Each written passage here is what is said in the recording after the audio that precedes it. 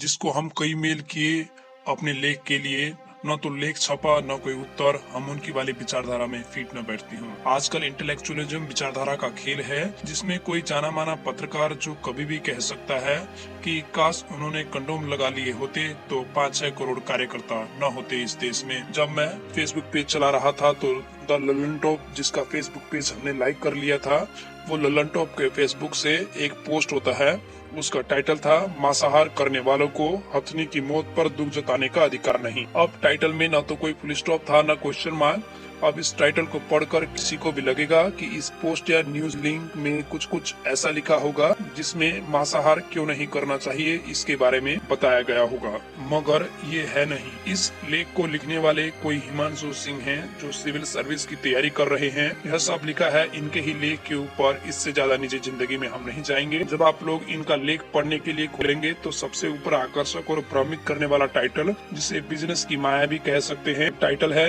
मांसाहार करने वालों को हथनी की मौत पर दुख जताने का अधिकार नहीं। जी हाँ, यह वही हथनी है जो गर्भवती थी, जिसे जानबूझकर या अनजाने में पटाखे वाला फल खिला दिया गया था। किसी ने इन सिविल सर्विस की तैयारी करने वाले साहित्यकार को कह दिया होगा कि जब तुम लोग मांस का सेवन करते हो और हथनी की मृत्यु पर जो तुम दुख मना रहे हो वो नाटक है, या मांसाहारियों को दुख मनाने का अधिकार नहीं है। इस पर वो अपने लेख की शुरुआत इस तरह करते हैं कि अब मैं बिना लपेट के लिख दे रहा हूँ। यहाँ बिना लपेट के लिख दे रहा हूँ का मतलब लगता है कि किसी की कही बात उनको बुरी लग गई, अब वो उन्हें जवाब देना चाहते हैं। वो आगे लिखते हैं कि हम लोग मांस खाते हैं क्योंकि ये तो हमारी सदियों से चली आ रही परंपरा है, ये तो संस्कृति का हिस्सा है। तो भाई साहब, सिविल सर्विस की तैयारी करने वाले, सदियों से चली आ रही है तो क्या इसका मूल्यांकन नहीं होना चाहिए? बहुत सी प्रथाएं बंद हो चुकी हैं, तो फिर ये चलन चलती संस्कृति परंपरा का नाटक क्यों? इन्होंने आगे भी लिखा कि यदि सब लोग मांसाहार छोड़ देंगे तो अचानक अनाज का मूल्य बढ़ जाएगा। यह कहते हुए अर्थशास्त्र बतलाने लगे कि जब मांग अधिक हो जाए तो मूल्य बढ़ जाते हैं। यहाँ हम यही कहना चाहेंगे कि मूल्य के बढ़ने से किसान को फायदा, और सामने वाला अगर मूल्य चुकाने में सक्षम है तो यही ठीक है। दूसरी बात, आपके मेरे जैसे सारे सरकारी ठोकरी के पीछे भागेंगे तो अन्न का उत्पादन वैसे ही कम हो रहा है। रही दूसरी बात, क्या मांसाहार के लिए पाले गए जंतु केवल घास ही खाते हैं? क्या उन्हें नहीं मालूम कि मनुष्य के लिए उपयुक्त अनाज जानवरों को चारे में दिया जाता है, जिन्हें मांस के लिए पाला जाता है, जैसे घोड़े को चना दिया जाता है और बकरियों को मकई। थारी 1 किलो मटन में जितना पैसा लगता है, शायद उससे 2 से 3 लोग पेट भरकर दाल रोटी खा ले। और जो मटन तुम खाओगे वो भी तो दाल भात के साथ ही खाओगे, तो अनाज तो खा ही रहे हो,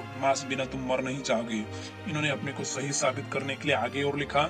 ये लिखते हैं कि महात्मा बुद्ध सुअर का मांस खाते थे, जिस कारण उनकी मृत्यु हो गई। तो क्या बुद्ध जिसका भी खंडन करोगे? तो सिविल की तैयारी करने वाले भाई साहब, पहली बात की जिस अहिंसा को लेकर वो बुद्ध बने हैं, जहाँ वो जन्मे उस क्षेत्र में आज भी कहीं कहीं बलि पड़ता है। इसका उन्होंने विरोध किया, और बलि भोजन के लिए ही दी जाती है। बलि देने के बाद उस मांस का सेवन किया जाता है। तो युवराज सिद्धार्थ की बुद्ध बनने की राह शुरू हुई, तो हम मान नहीं सकते कि उनकी मृत्यु सुअर का मांस खाने से हुई है। हाल ही के कोरोना को देखें तो कथन है कि कोरोना सांपों या चमगादड़ जैसे जीवों से फैला है, मगर बात यह है कि चीन के बाहर जो लाखों से ज्यादा लोग कोरोना के कारण मारे गए, क्या उन्होंने चमगादड़ व सांप का सेवन किया था? विशेषकर भारत में मांस खाने को उचित साबित करने के लिए लिखते हैं कि गांधी जी ने तड़पती बकरी को मारने की आज्ञा दी थी। हर बात पर गांधी जी सही नहीं हो सकते। माना कि दी होगी उन्होंने आज्ञा मारने की, मगर उत्तर तुम्हारे इसी लेख में है। वो तड़पना बकरी ही क्यों, मनुष्य जो एकदम पीड़ा में है उसे भी ढीली मौत आधुनिक कानून दे ही रही है। कहने का तात्पर्य है कि कानून सम्मत मृत्यु दी जा सकती है, वो दुखों से मुक्त करने के लिए है, न कि भक्षण करने के लिए। इन्होंने फिर आगे लिखा कि क्योंकि फसलों में छिड़कने वाली औषधि से छोटे छोटे जीव मर जाते हैं। तो इसमें साधारण सा उत्तर है कि यह सब आधुनिक दर्शन का कमाल है, जिसे हम मॉडर्न एज भी कहते हैं। साथ ही परंपरागत खेती में जीवों को दूर रखने के उपाय है, न कि मारने के। मनुष्य समय अनुसार प्रगति करता है, जिस कारण उसे बुद्धिमान कहा गया है। तो आधुनिक विज्ञान को ये उपाय करने चाहिए जिससे कीड़े मकोड़े जीव जंतु को कम से कम नुकसान पहुँचाए। अगर यह समस्या विकराल हो तो यह युद्ध है। युद्ध में आपको उन्हें मारना होगा या फिर खुद मरना होगा। तर्क बस इतना है,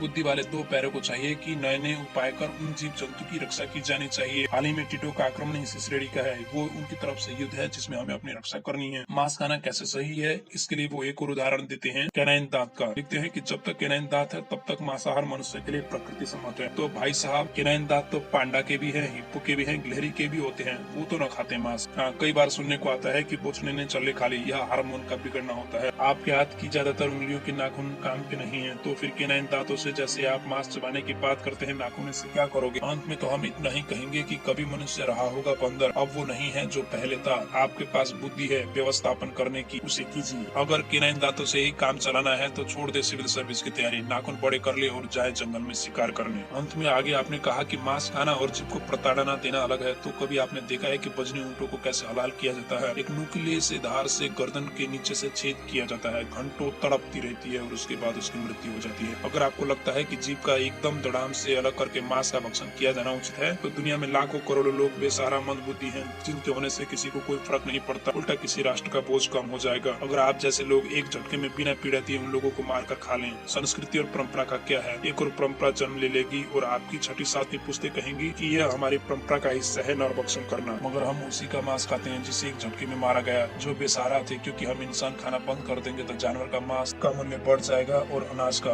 अभाव होगा। धन्यवाद। प्रश्न या कोई परामर्श है तो मेल भेजे, कमेंट भी चलेगा।